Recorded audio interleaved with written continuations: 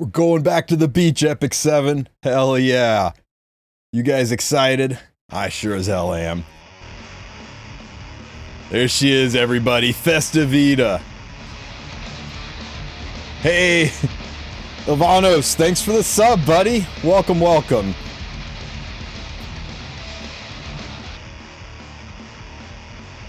Let's just jump right in and take a look at this girl, right?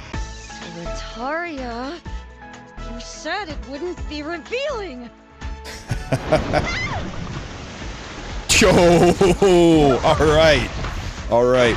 I would once again like to thank Blue Archive for getting rid of the GRAC so things like this can happen in our game. I didn't think it would be like this. It's so cold. Prompted by a She's wearing white to the beach, guys. Eda and her friends embark on a trip to a water park. While preparing for her first trip to the water park with friends, Eda is troubled about which swimsuit to wear. Although she wanted to wear, so she's wearing that black bikini underneath that white shirt. dark and modest swimsuit, Solitaria forces her to wear a flashy and revealing bikini.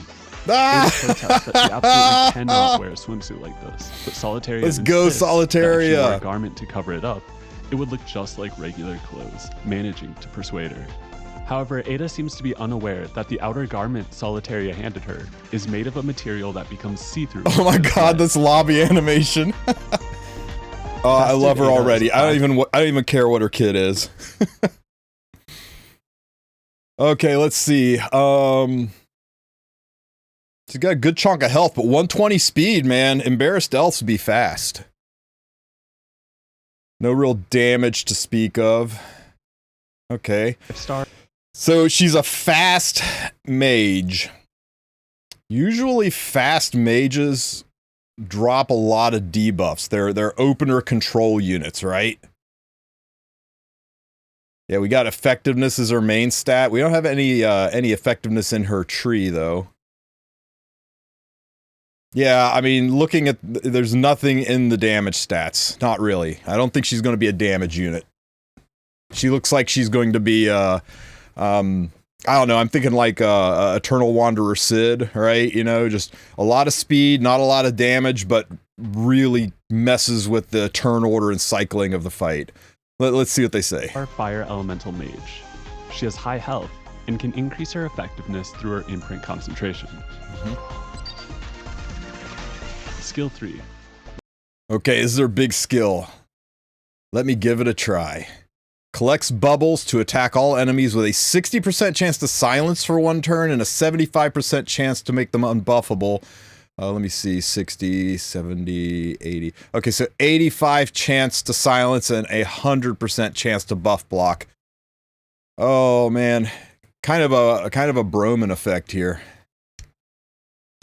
This skill is unaffected by cooldown increase or decrease, so you can't turn this off. She's going to be fast, and she's going to get to use this skill.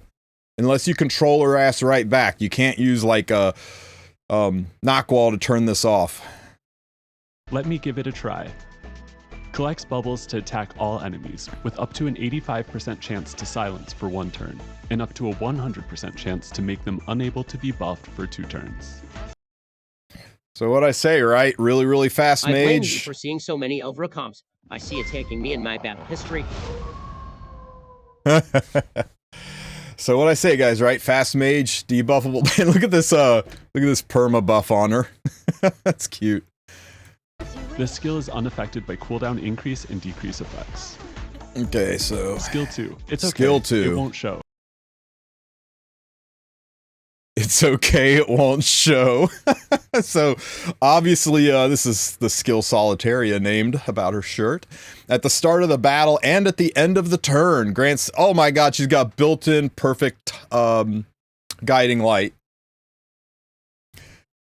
Wow.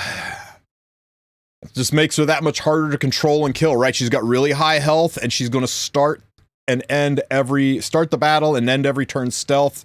So AoE damage is reduced, cut in half into stealth units with the high health. It's going to be really hard to take her out before she does things, right? When the caster is not stealth, dispels all debuffs. Oh my god, so... Wait, at the start of the battle and the end of the turn. And at the start of the turn when the caster is not stealthed... Okay, so what I'm gaining from, or gleaning from this, right, is she's going to be stealthed, so you can't target her, or if you hit her with an AoE, it's reduced damage. And you figure, okay, well, you know what? I'll just debuff the hell out of her, and that way she can't do things. Well, you got to pick a debuff that doesn't get rid of her stealth, because if you get rid of her stealth, when she takes a turn, she's getting rid of all of her debuffs anyway. She's going to be really hard to control, guys, because... you're going to have to find a way to, like, silence, sleep, or stun her that also doesn't get rid of her stealth so that she'll stay silenced, stunned, or slept when she's in her turn. And grants shyness for 1 turn. What's shyness? I guess we'll hear about shyness in a minute. Oh, shyness. Just says, shyness said it wouldn't be so revealing. Okay. The effect at the start of the turn can only be activated once every 5 turns. Okay, so, that's good at least. She's not going to constantly spam it. After attacking, when granted shyness, activates expected outcome. Expected outcome is attacks all enemies, dispelling 2 debuffs, and decreasing combat radius by 50% with an 85% defense break. Great googly moogly. So...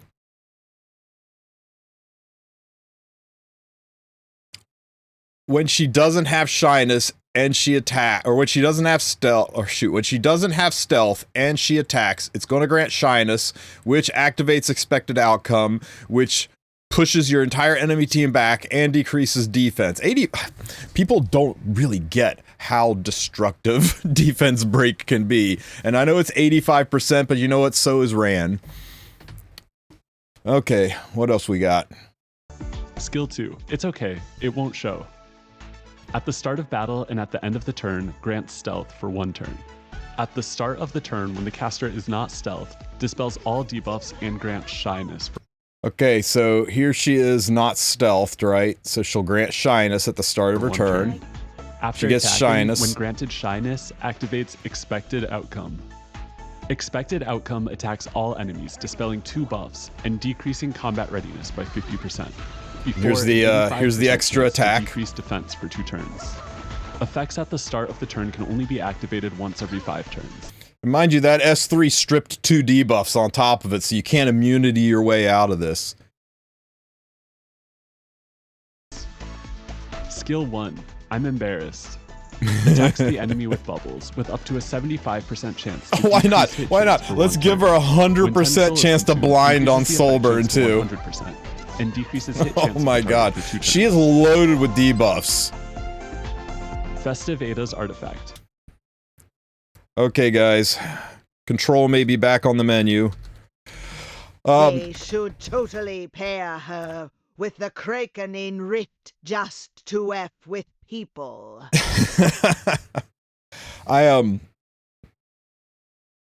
Does she get shyness from a candy counter too? She gets shyness anytime she doesn't have stealth going into her turn. So if you do you've got to let her be stealthed and let her be alive and let her be unbuffed going into her turn, which means she's going to get to do all of the nasty things she does on her skill. Or you try to kill her or debuff her, and if you don't successfully kill her, and she's got really high health, or you don't successfully debuff her but keep stealth on, she's going to hit her turn, and without stealth, she's going to cleanse all of the debuffs and do her stuff anyway. And without stealth, she's also going to get her extra turn, which is going to defense break your entire team with an extra attack. And you could run this girl on freaking Abyssal Crown and throw some stuns in there on top of it.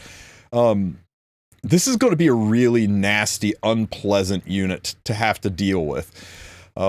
Sime's saying it only procs every 5 turns. Yeah, if you pick this unit and your fight is not over in the first couple of turns, then you probably drafted poorly, because this isn't going to be a slow roll unit, right?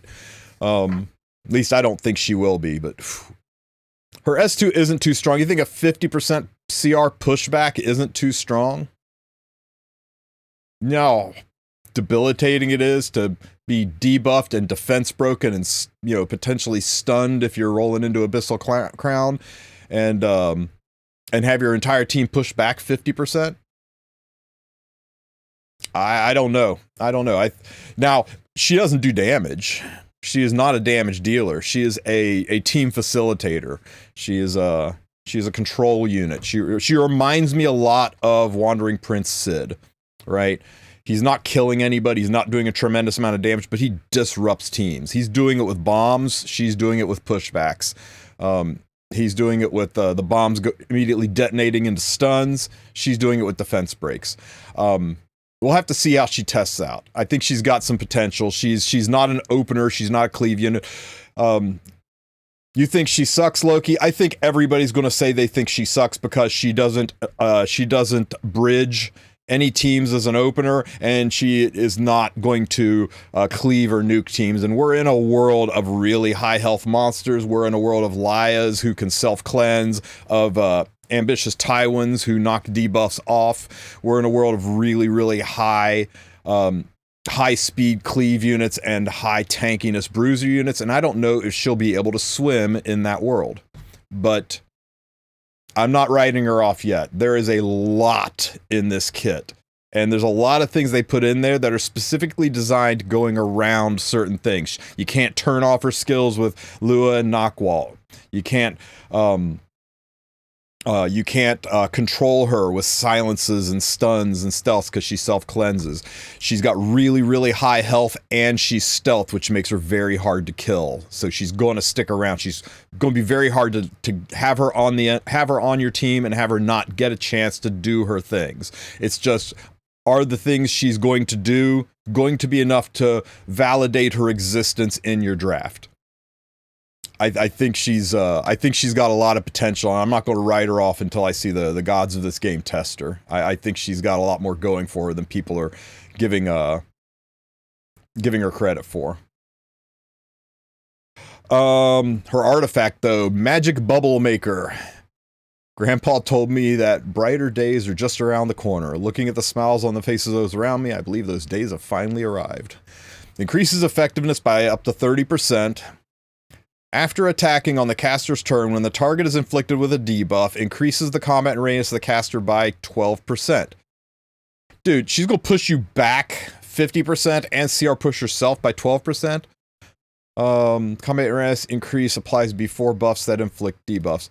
What the hell does it applies before buffs that increase debuffs? Oh, like Chains of Chiron. I get it. This is a pretty cool artifact, but it's in a world of Taga Hell's books, and I think for her, Abyssal Crown might be the way you go, right? I mean, she is obviously a control unit, so why not go nuts? You either slap Book on her so that you can have souls for the rest of your team, or you slap Abyssal Crown on her and just wreck people's worlds. I don't know that this artifact's going to be used on her. Maker. Increases effectiveness by up to 30%. But hey, you still pick one up, right? You grab it in the powder shop. You don't let limited artifacts slip by, right? Nobody thought Karena's artifact was going to be worth picking up when her banner was out. Can you believe that? Can you believe that people actually skipped that artifact? After attacking on the caster's turn, when the target is inflicted with a debuff, increases combat readiness of the caster by up to 12. When attacking on the caster's turn, when the target, singular, is inflicted with a debuff, increases combat radius of the caster by 12%. That, to me, means it's going to be per target inflicted with a debuff. So, if she does a single target on a debuffed unit, like her S1, 12%. If she does an AoE, like her S2 or her S3, that's 12% times 4, it's 48%. Now, would her passive happening on her turn count as a separate attack? Because if it does, that's a 96% CR push with her S3 into her S2 if she's wearing this artifact. Yeah, let's check out the battle and see. 12%. Combat readiness increase effect applies before buffs that inflict debuffs, such as Pestilence, Chain of Chiron, Daydream, etc.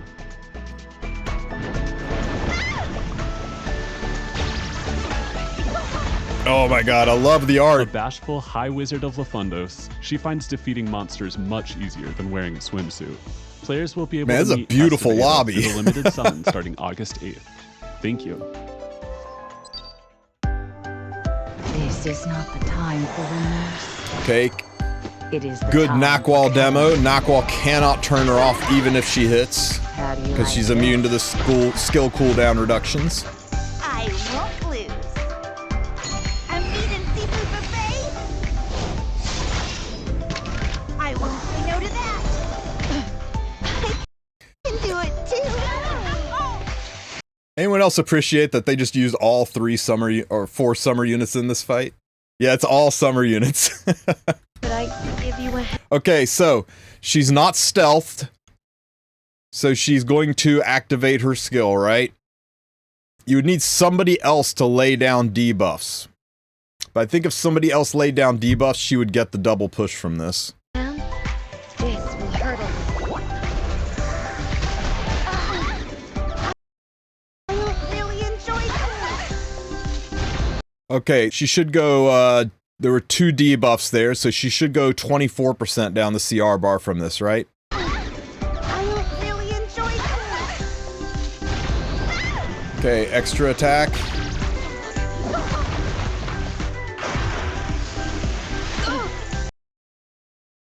Okay. These 2 debuffs were caused by the attack. Well, the artifacts proc after you attack, so this should give her a 48% push. Pushed everybody back. I'm with you. I can't click on the CR bar, but she's slid down to here, right? Will you help? Forcing a blow. God, defense break is so crazy. Don't wander out of my sight, okay? You rascal! Yeah, AU Fiend cut it, so yeah, she got the full frickin' CR push from that. She's gonna cycle so hard, guys, pushing the enemy back 50%, and with her own artifact CR pushing up that much. I just don't know that pushing her up enough, or pushing her up is enough to warrant using her own artifact over things like Abyssal and Tag's Book, but it definitely is going to let you cycle her a lot faster, right? She's got long skill cooldowns, but she's got a way to self-CR push practically every single round by targeting enemies that are debuffed. You're in big trouble! Come on, we can do it. Faster than Okay, so Eda cleansed Laya cleansed everything, Let's get this over with already. Whoa! but at this point doesn't matter. Ugh. So this is what I was talking about, right? She doesn't have to stick around if the entire enemy team gets killed. She is not really your classic control unit where you just hold the enemy hostage for 10 or 15 minutes. She's a control unit that controls them long enough to get defense break out there and open them up so that you can absolutely wipe them off the map. Now, there's plenty of counters to her, but yeah, Dark Riven's wanting to know if I'm going to pull this unit. Oh yeah, she will be mine. Are you kidding me? Have you seen this unit? It's a dream come true. And do I think she's going to be game-breaking or meta-changing? I'm a little skeptical on that, but I think in right situations, she's going to ruin enemy teams. I gave you a chance. It's too late to say sorry now. Lovely. Okay, so this is another unit, and this is how I know, right? This one was revealed today, and this one's going to be revealed on Friday. They wouldn't schedule a reveal for a skin, guys. This is a whole ass other unit. Now, some people are saying this other hero is Eliza, and I think they are full of crap. There is no way that this is Eliza. It doesn't look like her at all. The shape of her is wrong. She doesn't have Eliza's hair. Eliza has short cut hair on the sides and long in the back. Eliza's never seen wearing a hat. Almost everybody is saying this is Eliza because they see a penguin down here and are saying, oh, well, that's Eliza's pet. That's Eliza's penguin pet. And it's not Eliza's penguin pet. This is a 2-star penguin down here, and Eliza's pet Pee-Pee is a 1-star penguin. Some people say, oh, well, she's in a dress just like Eliza. Look, this isn't a dress. This is like a floaty. You see the open center? And dresses don't have open circles and spoke wheels on it, guys. So I don't know. Eliza is a really cute unit, but I think there is no shot that this is Eliza. I think that this is a unit we have never seen before. Much like when we had Summer Lulica and then we had Lethe, a brand new unit.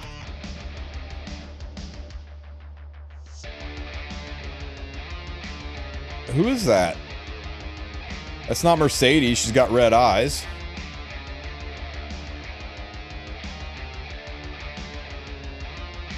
There's no way it's Abigail.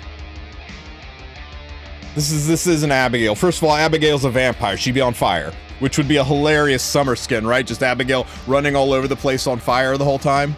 That would be amazing. I would freaking wail for that summer skin. Ah!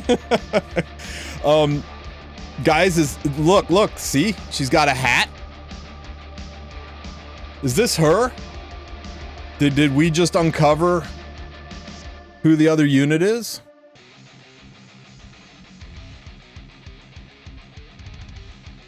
I can't get past the hat, guys. The hat, the hair's right. The chest is more correct.